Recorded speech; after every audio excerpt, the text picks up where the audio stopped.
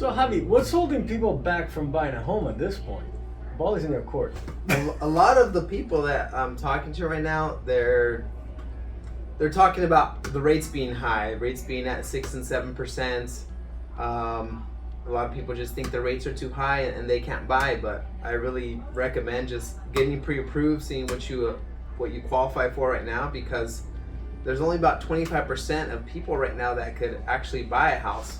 So it actually creates a much smaller circle of first-time buyers. It opens up opportunities to be able to get credits from the sellers, to be able to negotiate, to not have to remove contingencies, things like that. So yes, the rates are higher, but there's an advantage there. There's an advantage because 75% of people cannot buy right now. So that means there's less people fighting over the houses, less people at open houses, and you don't have to bother with having these bogus contingencies where the sellers ask you to remove all contingencies and send us your best offer. So, I mean, if you're lucky enough right now to get approved, it's a great time to take advantage, because like everyone says, you could refinance your loan later, but you don't want to wait later when everyone else is jumping on the houses with the lower interest rates, because you're going to be waiting in line with everyone else. Instead, buy right now if you can, and then refinance when the rates go down.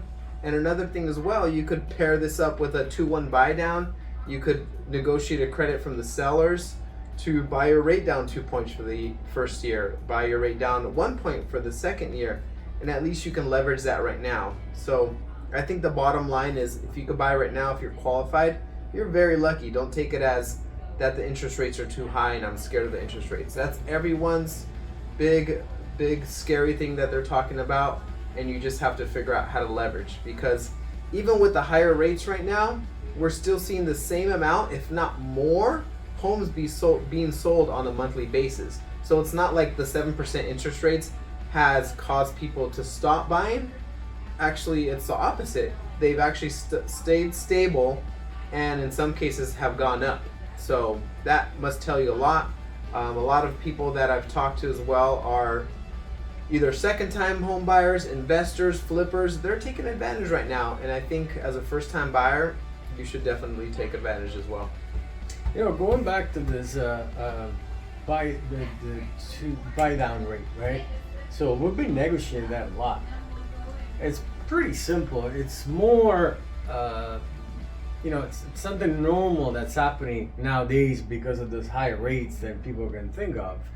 I mean, we usually negotiate, and the sellers are aware of the fact that the rates are so high. Therefore, they feel pretty lenient at that point to give you that credit in order to give an opportunity to somebody to move in to buy a home.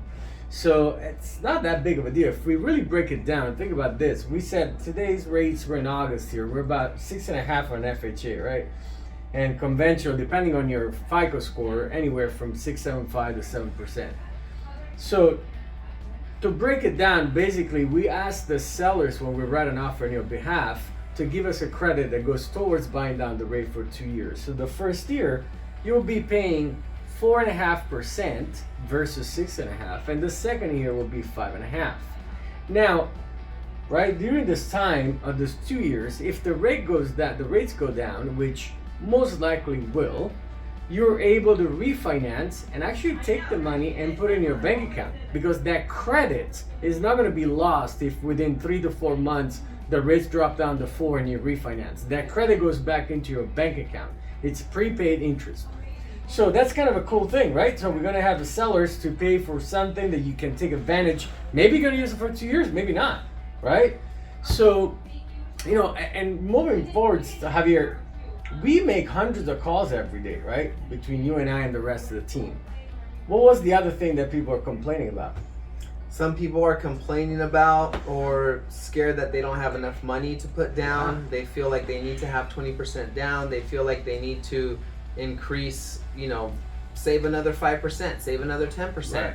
And the problem with that is you're going to have to be chasing the rising prices, because let's say you make, the median, the average household income is about 110, 120,000 a year here in San Diego.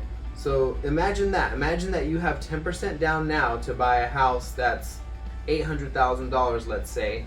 You have $80,000 to put down, or maybe you only have 5% down. and you feel like, oh man, I need to save another 5%. I need to save another 10%. I need to get to 20% down.